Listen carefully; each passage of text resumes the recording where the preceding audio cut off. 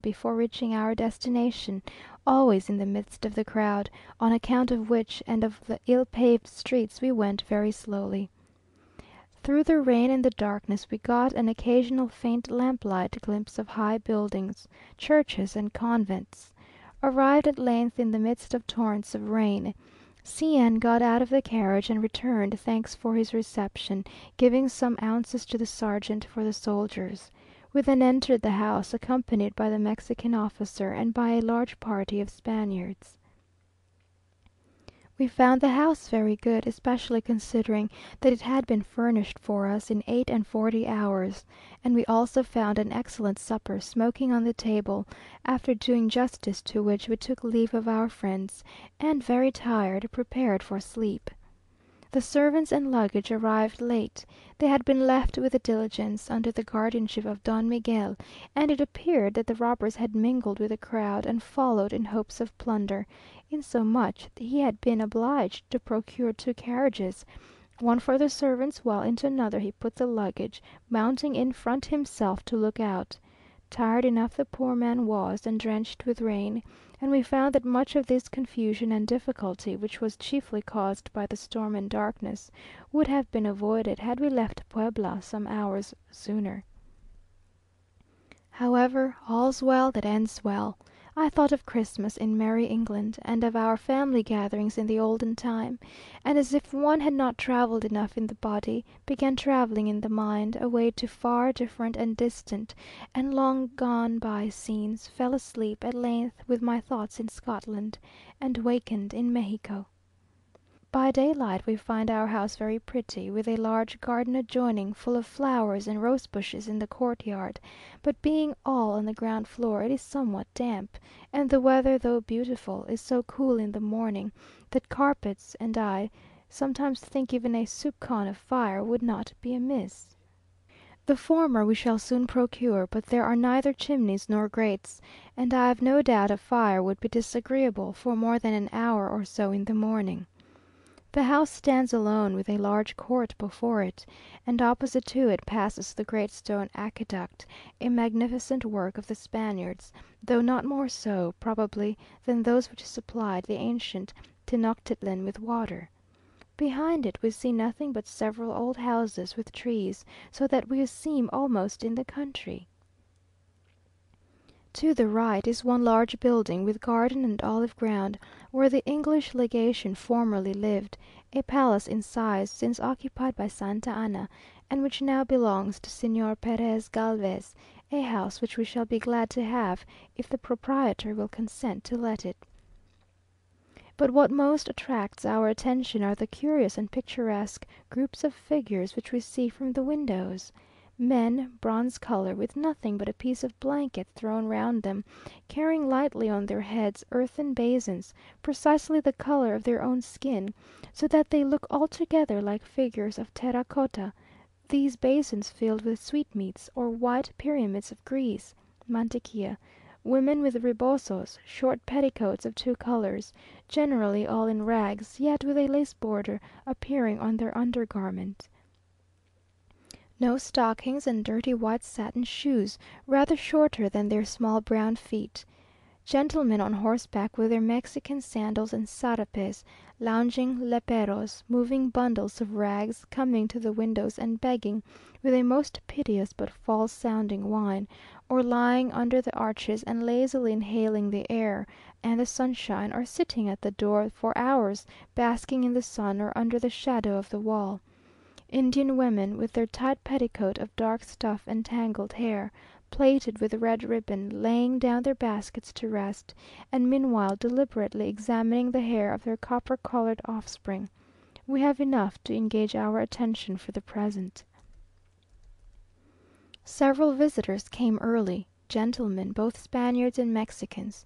Señor A z, decidedly the ugliest man I ever beheld, with a hump on his back, and a smile of most portentous hideosity, yet celebrated for his bonnes fortunes.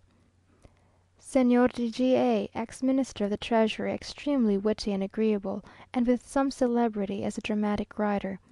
Count C a, formerly attached to the bedchamber in Spain, married to a pretty Andalusian, and entirely Mexicanized, his heart where his interests are.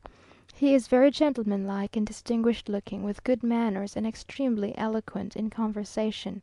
I hear him called inconsequente and capricious, but he has welcomed C n, who knew him intimately in Madrid, with all the warmth of ancient friendship. We are told that a great serenade has been for some time in contemplation, to be given to C n, the words, music, and performance by the young Spaniards here. 27th. A day or two must elapse before I can satisfy my curiosity by going out, while the necessary arrangements are making concerning carriage and horses or mules, servants, etc.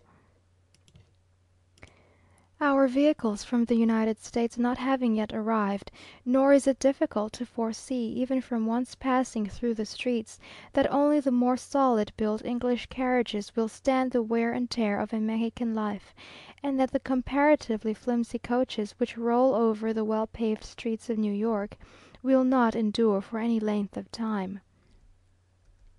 Meanwhile we have constant visits, but chiefly from gentlemen and from Spaniards, for there is one piece of etiquette entirely Mexican, nor can I imagine from whence derived, by which it is ordained that all new arrivals, whatever be their rank, foreign ministers not excepted, must in solemn print give notice to every family of any consideration in the capital, that they have arrived, and offer themselves and their house to their disposición, failing in which etiquette the newly arrived family will remain unnoticed and unknown. Our cards to this effect are consequently being printed under the auspices of Count C a. I have, however, received the visits of some ladies who have kindly waived this ceremony in my favour, and amongst others from the Dowager and the young Countess of C a.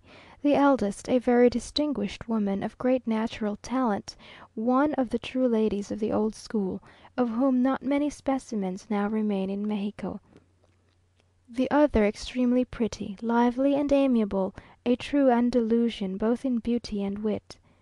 The old Countess was dressed in black velvet, black blonde mantilla, diamond rings and brooch, her daughter-in-law also in black, with a mantilla, and she had a pretty little daughter with her, whose eyes will certainly produce a kindling effect on the next generation. They were both extremely kind and cordial. If there are many such persons in Mexico, we shall have no reason to complain. I hope I am not seeing the cream before the milk. Some Mexican visits appeared to me to surpass in duration all that one can imagine of a visit, rarely lasting less than 1 hour, and sometimes extending over a greater part of the day. And gentlemen at least arrive at no particular time. If you are going to breakfast, they go also; if to dinner, the same; if you are asleep, they wait till you awaken; if out, they call again.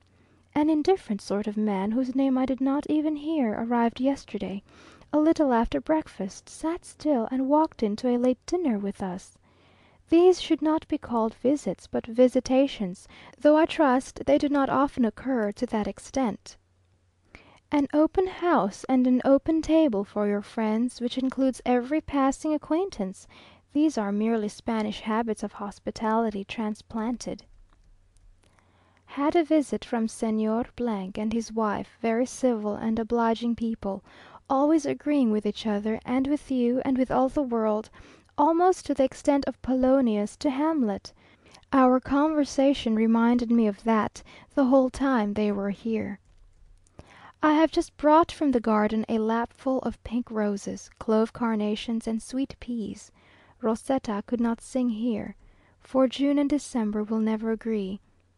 The weather is lovely, the air fresh and clear, the sky one vast expanse of bright blue, without a single cloud. Early this morning it was cool, but now by 10 o'clock the air is as soft and balmy as on a summer day with us. 28th. Day of the memorable serenade. After dinner some ladies paid me a visit, amongst others the wife and daughter of the Spanish consul, Señor M y, who were accompanied by the sister of Count A a. They and a few gentlemen arrived about 6 o'clock, and it was said that the serenade would not begin till 12. It may be supposed that our conversation, however agreeable it might be, would scarcely hold out.